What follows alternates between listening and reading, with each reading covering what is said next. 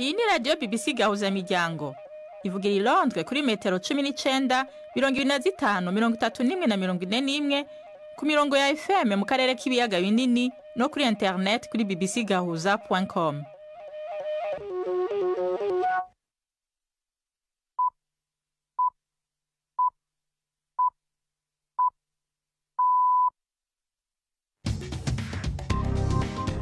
Ubu ni saa 10 n'igice ku isaha mpuzamakungu ya GMT, isaha 12 n'igice mu Rwanda no mu Burundi, muri kumwe na Nina Iradukunda.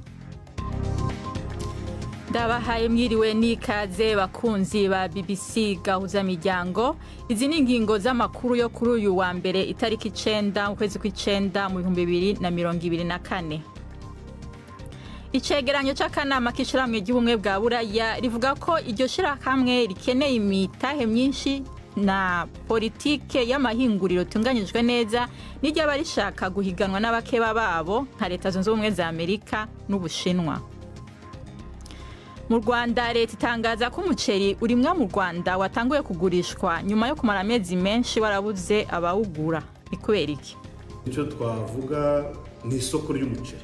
Urabona ko uyu mwaka cyangwa se isezo bigaragara ko umusaruro wabaye mwinshi imbere mu gihugu, noneho tuza guhura n'ikibazo cyo kubonera isoko. Urebye nyirizina nicyo kibazo inganda zifite. Umukuru w'igihugu ca Tanzania Samia Suluhu yategetse urwego rushinzwe iperereza gutanga icegeranyo cimbitse n'iyicwa ry'umwe mu batavuga rumwe na leta bakomeye n'icizindi manza z'ubwicanyi zimaze imisi zivugwa. Tubafitiye kandi n'iki kiganiro c'inkino. Aya makuru ayobowe na Jacques Niyitegeka.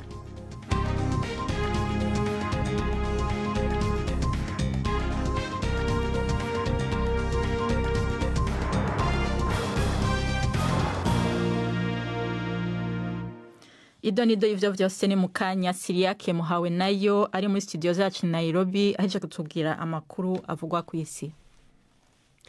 Icegeranyo c'akanama k'ishirahamwe ry'ubumwe bwa Buraya kivuga ko iryo shirahamwe rikeneye imitahe myinshi hamwe na politike itunganijwe neza y'amahinguriro n'iryaba rishaka guhiganwa n'abakeba babo nka Leta Zunze Ubumwe za Amerika n'Ubushinwa.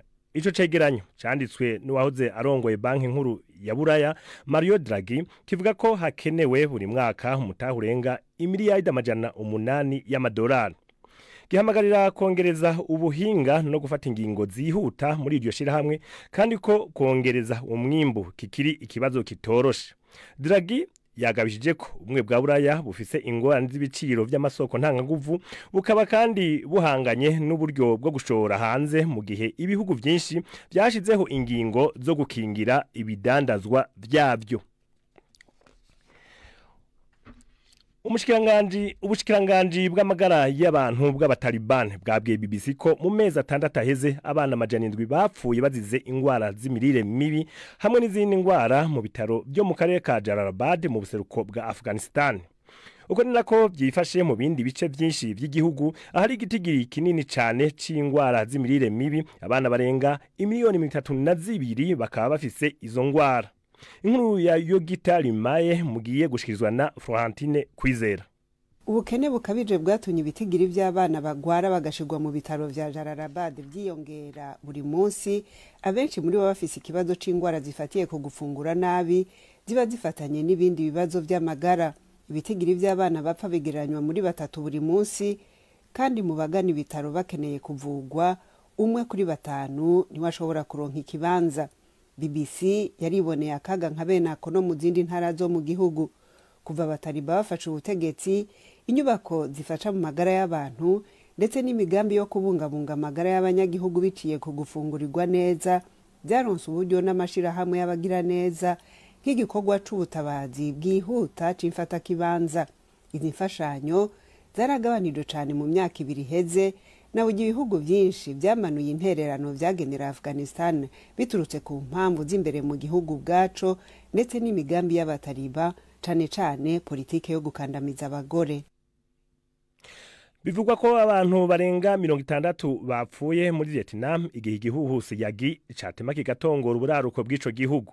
Imvura nyinshi cyane yaguye mu turere tugizwe n'imisozi yatumye uruzi rutukura rurengerwa, isambura ibiraro, imisozi nayo irasenyuka. Bivuga ko umusozi umwe gusa waguye ku bantu 17. Abantu 13 baburiwe irengero nyuma yaho imiduga 10 ikorokeye mu mazi igihe ikiraro casenyuka. Yagi nico gihuhusi gikomeye kije kiva mu burengero bw'ibahari Pacifique muri uyu mwaka. Ubu kiza cagabanuye umurindi kikaba kiriko kigana Laos. Iyi ni BBC. Ishiramwe rihanira hagati y'akazi na muntu kw'isi Human Rights Watch rivuga ko impande zihanganye muri Sudan zaronse ibigwanisho vyinshi bivuye hanze hamwe n'ibindi bikoresho vya gisirikare harenzwe ku ngingo ya ONU ibuza gushora ibigwanisho muri ico gihugu. Icegeranyo c'iryo shirahamwe cishimikije video n'amafoto byashizwe ku mbuga hwaniro n'abagwanyi cerekana ko mu bubiko bafise yo drone z'intambara, misile zo kurasa ibimodoka by'intambara n'amarokete. Ivyo bigwanisho biva mu bihugu vy'Ubushinwa, Iran, Uburusiya, Serbia hamwe na leta zunze ubumwe z'Abarabu. Ivyo bigwanisho byakozwe mu mwaka uheze bigatera amakenga ku buryo babironse. Human Rights Watch ihamagarira akanama kaboni kajejwe umutekano ku isi gufata ingingo zo kubuza kugurisha ibigwanisho bija mu turere twa Sudani yose atari Darfur gusa kandi ababirenze ko bakabibazwa. Papa Francis yatanguye urugendo muri Timor Leste izwi kandi nka Timor y'ubuseruko aho yateye akamo abategetsi baho gukora gusumba mu gukinga amabi akorerwa urwaruka. Abahanira agateka kazi na muntu bari basavye bashimitse papa kugira ico avuze kuri ico kibazo inyuma yaho musenyeri waho Carlos Jimenez Bello yagirijwe gufata ku nguvu abana b'abahungu bakiri bato. Ariko papa ntaco yavuze kuri ivyo canke ngo yemange uruhara babifisemo. Mu ijambo ryiwe papa yasavye umuntu uwari we wese gukora uko ashoboye ngo abana bose bakure bafise amagara meza kandi mu mahoro. Hanyuma nitwibagire abana, imisore n'inkumi agateka kabo kahungabanijwe. Ibi bintu biriko birakwiragira hose kw'isi. Twese duhamagariwe kwitanga tugahagarika ubwoko bwose bw'ihohotera kandi tugakora ibishoboka kugira urwaruka rwacu rukure neza. Imbere yaho isinzi ry'abantu ryari ryaje kumwakira muri urwo rugendo rw'imisi 3 ruzorangizwa n'inkuka y'imisa izoba yitabwe n'abantu bo bashika ibihumbi 700. Hariko haraba amatohoza muri El Salvador inyuma yaho abantu 9 harimwe n'umukuru w'igipolisa bahitaniwe n'isanganya ry'indege. Komiseri General Mauricio Ariaza yararongoye urugamba rwo gutuza imigwi y'abicanyi muri ico gihugu co muri Amerika yo hagati kuva mu 2022. Iyo ndege yakorotse inyuma y'umwanya muto ivuye hasi itwaye umuntu yikekwa kwiba amamiliyoni n'amamiliyoni y'amadolari ku mugwa mukuru wa San Salvador. President Nayib Bukele yavuze ko iryo koroka ry'indege ritofatwa nk'isanganya risanzwe ko rizokorwa ko amatohoza yimbitse hifashishijwe n'amakungu. Isekeza rya Bukele ryo gutuza ubwicanyi buteguwe ryaragabanuye bimwe bigaragara ubwicanyi muri El Salvador rishikikirwa n'abantu benshi n'aho amashirahamwe ahanira agateka kazi na muntu yagumye amunebagura avuga ko abakekwa ko ivyaha bafungwa hadakurikijwe amategeko kandi ntibanaronke ubutungane ataho bwegamiye. Nina urakoze Siria ke Muhamnayo kuri ayo makuru dushikiriza.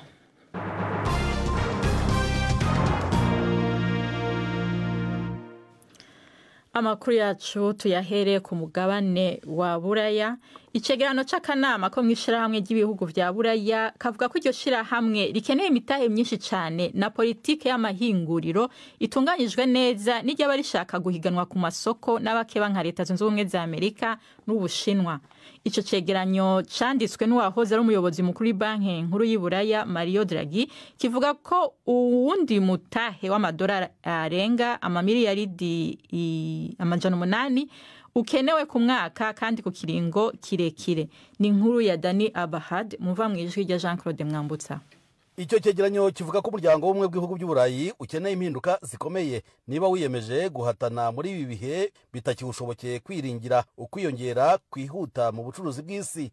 Inzitizi ni nyinshi zirimo ko biteganijwe ko abakozi bazagabanuka cyane, ibiciro by'ingufu z'amashanyarazi bikiyongera, kwinjira ku masoko y'ibindi bihugu bigakumirwa n'ingamba zo kurinda ibicuruzwa bikorerwa iwawe, hakabaho icyizere cyo kubona ibikoresho by'ibanze bikorwamo ibindi, ndetse hakanakenerwa amafaranga menshi yo kwirinda mu bya gisirikare muri iyi si irushaho kurangwamo umutekano muke. Icyegeranyo kivuga ko niba Uburayi butarushijeho kongera umusaruro wabwo, bizaba ngombwa ko buteshuka kuri amwe mu mahame yabwo y'ibanze. Kivuga ko hakenewe izamuka ritigeze ribaho mu ishoramari rya buri mwaka, ni ukuvuga hafi 5% by'umusaruro mbumbe by'uyu muryango, bikaba bikubye inshuro nyinshi amafaranga yagiye ku mugambi wiswe Plan Marshall wo kuzanzamura ubukungu bw'Uburayi nyuma yo gushegeshwa n'intambara kabiri isi yose.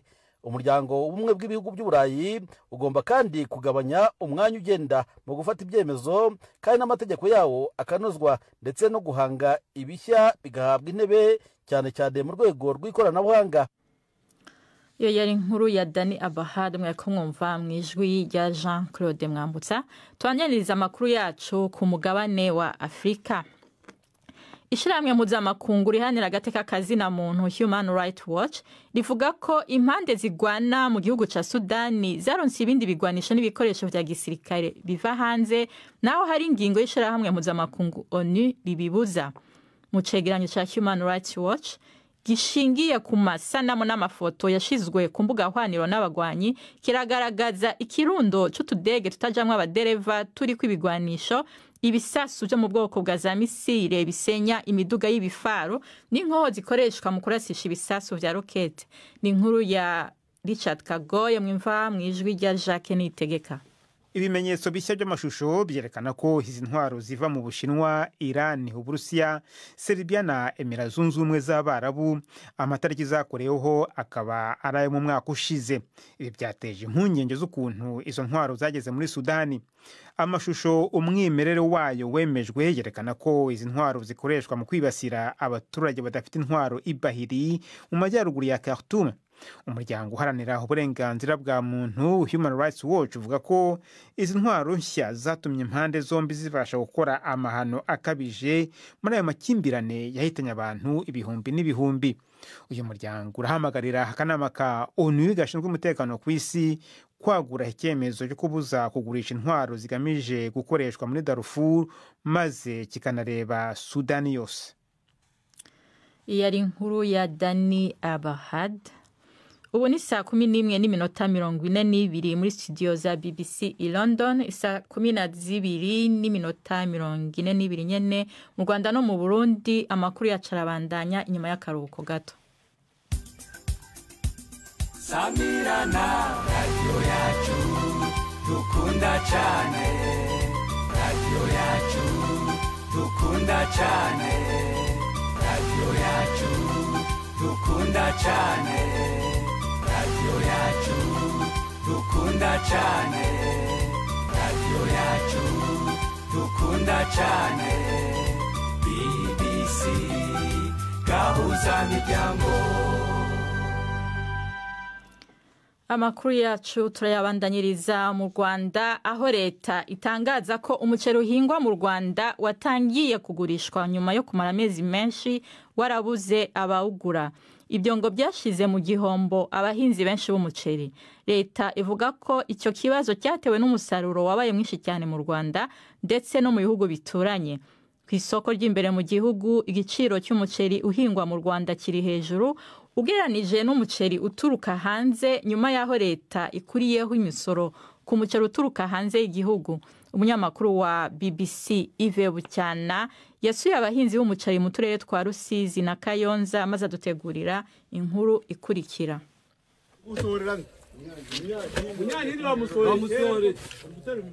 Kuri imwe mu makoperative y'abahinzi b'umuceri mu Bugarama. Naje gusaba umuceri wo kurya. Perezida wa koperative yaradufashije atubwira ko tuzatwandika ibaruwa twebwe abantu dufite imiceri, mu gihe tutazi ko uwo muceri uzaba wavuye aho ngaho mwe kwicwa n'inzara. Uwo ni Mukandekezi Jacqueline, umwe mu bahinzi b'umuceri mu kibaya cya Bugarama. Umuceri yemerewe uravanwa ku musaruro we wa toni imwe uri mu bubiko bwa koperative. Ni umusaruro umaze amezi arenga 2 utarabona isoko. ngo byateye igihombo kinini kuri aba bahinzi.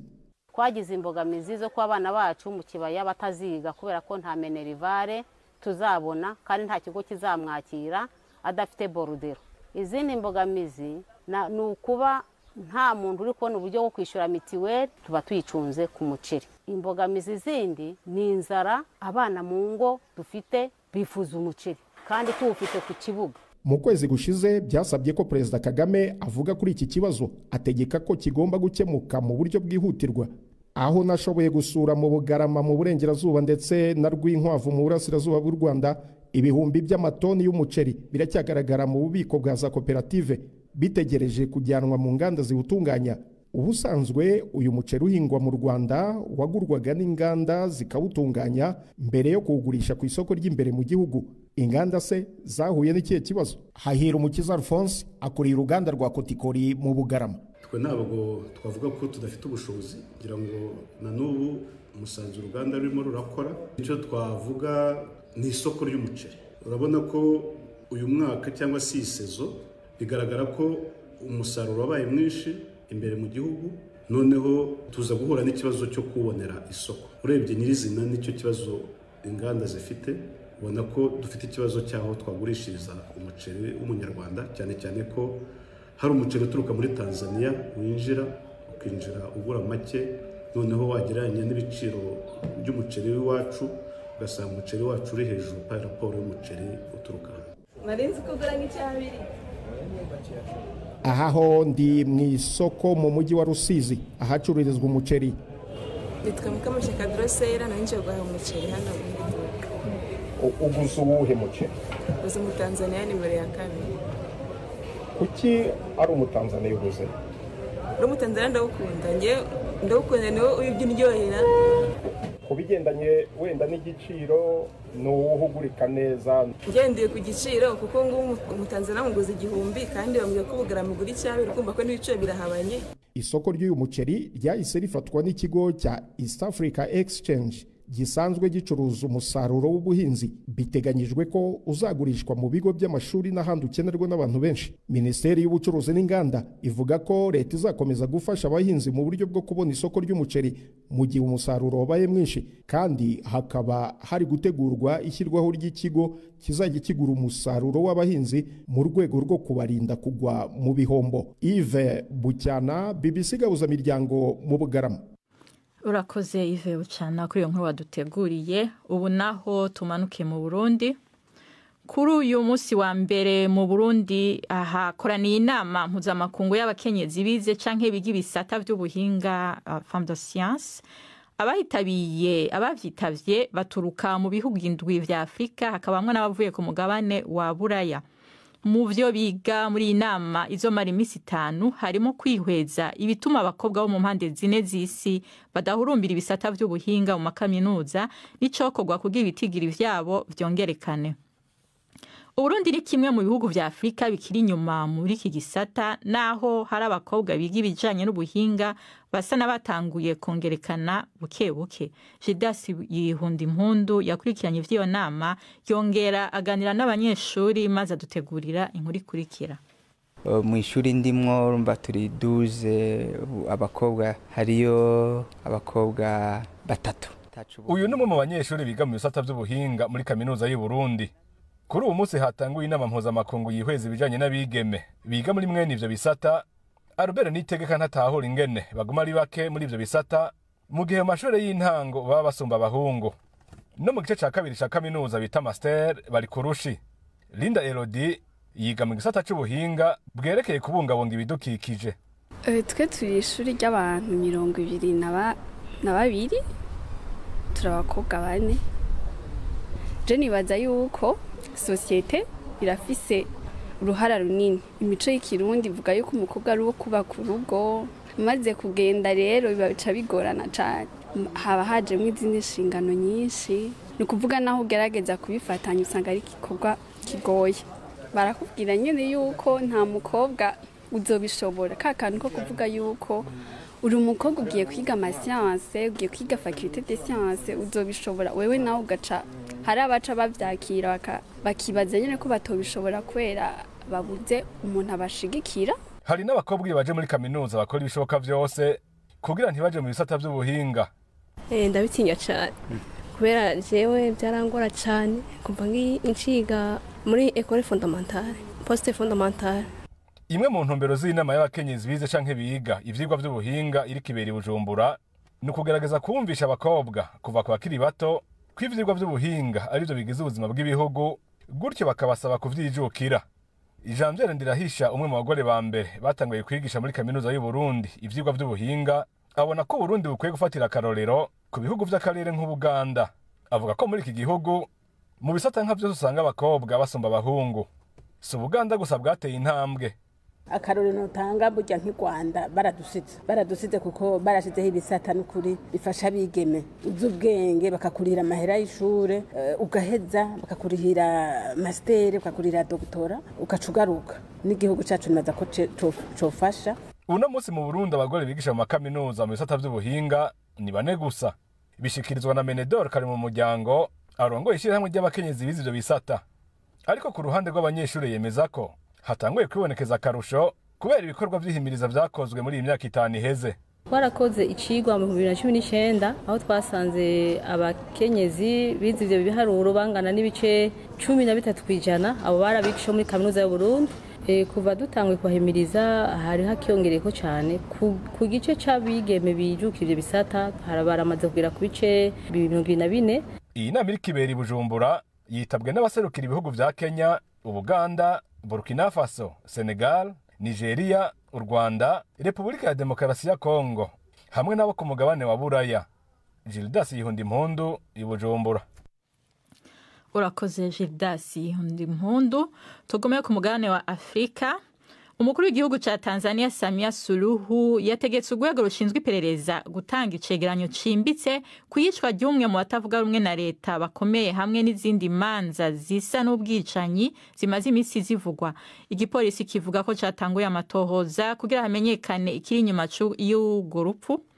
Ni inkuru ya Alfred Lastek ari Dar es Salaam mva mu ijwi rya Yvette Kabatesi. Mohamed Ali Kibao, umwe mu bayobozi b'ishyaka Chadema riza ku mwanya wa mbere mu yatavuga rumwe n'ubutegetsi, byavuzwe ko yaburiwe irengero ku wa gatandatu nyuma yo kuvanwa muri bisi ku gahato n'abantu batamenyekanye ubwo yari mu nzira ajya hakomoka mu mujyi wa Tanga avuye i Dar es Salaam.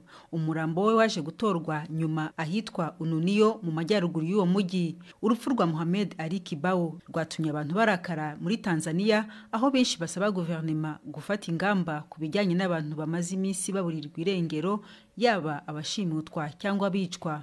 Perezida Suluhu yatangaje ko atazihanganira abibasira abanyapolitike batavuga rumwe nawe. Iyo ari inkuru ya Alfred Lastek mwariko mumva mu ijwi rya Yvette Kabatesi.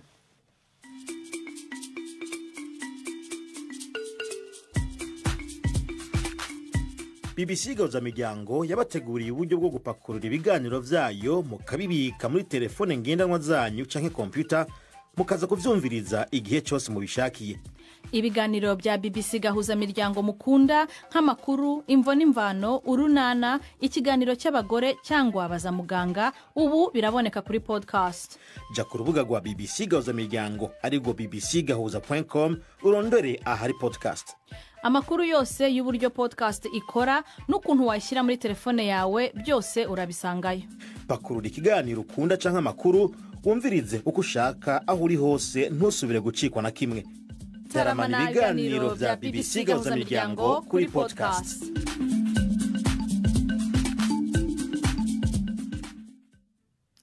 Unaona umwanya w'ikiganiro c'inkino mushikirizwa na Yves Bucyana. Imikino kuri BBC GAHUZAMIRYANGO.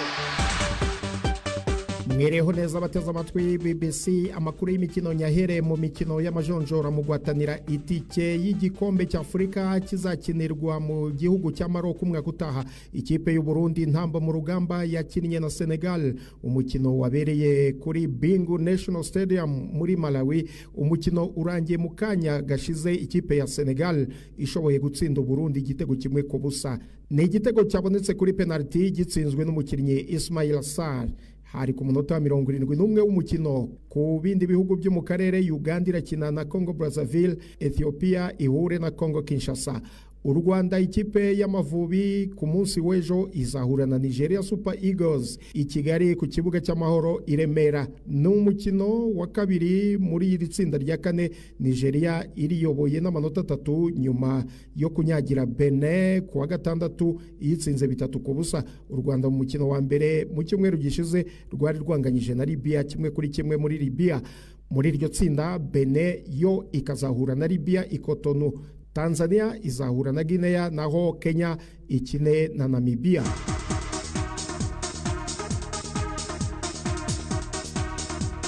Mu mukino wa tenisi, nimero ya mbere ku isi Yannick Sinner yabaye umutaliyani wa mbere wegukanye irushanwa rya tenisi rya US Open nyuma yo gutsinda umunyamerika Taylor Fritz 7-3 z'amanota 6-3, 6-4, 7-5. Ni igikombe cya kabiri cy'irushanwa rikomeye rya tenisi ku isi uyu mutaliyani w'imyaka 23 yibitseho muri uyu mwaka nyuma yo kwegukana Australian Open mu kwezi kwa mbere. Mu bagore, igikombe cya US Open cyegukanywe na Alina Sabalenka.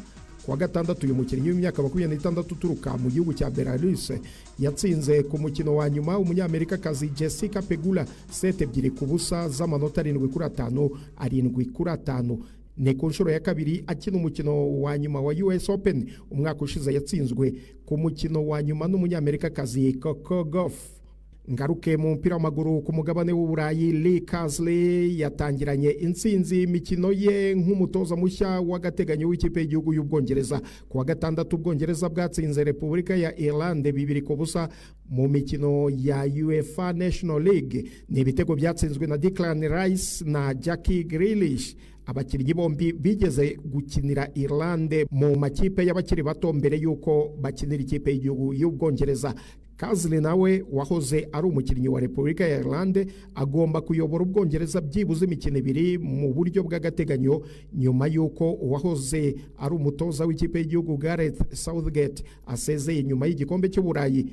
Muri iyo mikino kandi muri iri joro Ubufaransa burahura n'Ububirigi. Ubufaransa bufite isoni n'ikimwaro gikomeye cyo gukubitwa n'Ubutaliyani ku wa gatanu. Ubutaliyani bwihereranye Ubufaransa bubukubita 3-1 i Paris. Niyo ntsinzi ya mbere Ubutaliyani bubonye ku Bufaransa mu mujyi wa Paris hashize imyaka 70 yose. Aha ni naho nsoreje amakuru y'imikino nari nabateguriye. Gende Yves Bucyana. BBC GAHUZAMIRYANGO muri Afrika no kwisi yose.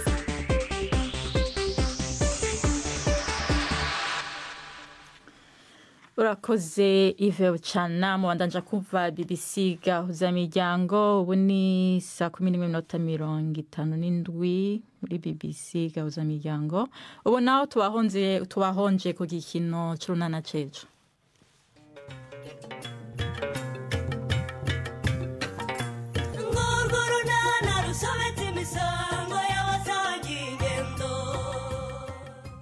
Mu kiganiro urunana cyo kuri wa kabiri twabateguriye, ariko uziko nawe ntaho utaniye na babagabo batanga 1,000 cyo guhaha bagataha babaza inyama. Ibyo se bihuriye no gukora isuku y'umusarani sori. None se ubwire by'amafaranga ukodesha ahangaha kuko ukayatanga nayo ziri mu mahembe, wumva yavamo pavoma y'umusarani? Sawa turi kumwe sori, tuzongera tubivuganeho. Ko wiruka amasigamana si yo telefone aha ntareze hari yuhitabira. Yes kirinda kumva. Amakuru reya. Ni 12:45 kuri BBC.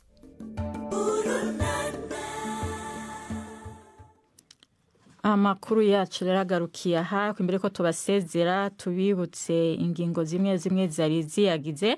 Icegeranyo cy'akanama k'ishirahamwe y'ubumwe bwa Buraya kivuga ko ishirahamwe rikeneye imitahe myinshi hamwe na politiki y'amahinguriro itunganyijwe neza n'iryaba rishaka guhiganwa n'abakeba babo nka Leta Zunze Ubumwe za Amerika n'Ubushinwa. Mu Rwanda ritangaza ko umuceri urimwe mu Rwanda watanguye kugurishwa mu nyuma yo kumara amezi menshi warabuze abaguzi. Ubuhinga bw'ivyuma twafashijwe na Chris, jewe nabashikirije aya makuru ndi Nina Iradukunda. Aya makuru yarahagarariwe na Jacques Niyitegeka. Mwakoze kudutega yompi, ijoro ryiza mwese murakoze.